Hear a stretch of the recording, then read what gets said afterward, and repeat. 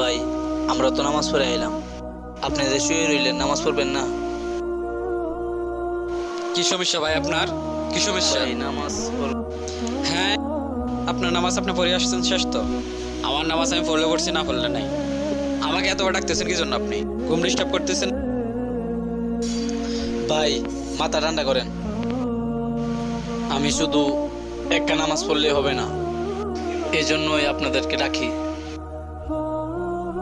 আল্লাহ তাআলা কোরআনে বলেছেন, ইয়া আইয়ুহাল্লাযীনা আমানু কু আনফুসাকুম ওয়া আহলিকুম নার।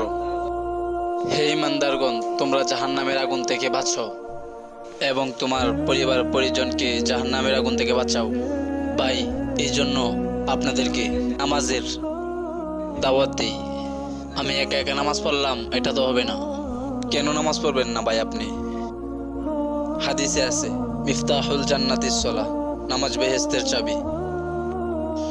আর এক হাদিসে আছে, আউয়ালু মা ইউহাসাবু বিহিল আবদু ইয়াউমাল কিয়ামাতিস সালাহ, কিয়ামতের ময়দানে সর্বপ্রথম বান্দার নামাজের হিসাব হবে।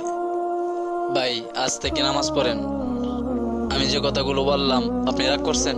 আচ্ছা ঠিক আছে ভাইয়া, আমাকে মাফ করে দেন ভাইয়া, আমার ভুল হয়ে গেছে ভাইয়া। এখন থেকে আমি ঠিক নামাজ আছে পড়বো ভাইয়া, নামাজ ইনশাআল্লাহ। পড়েন।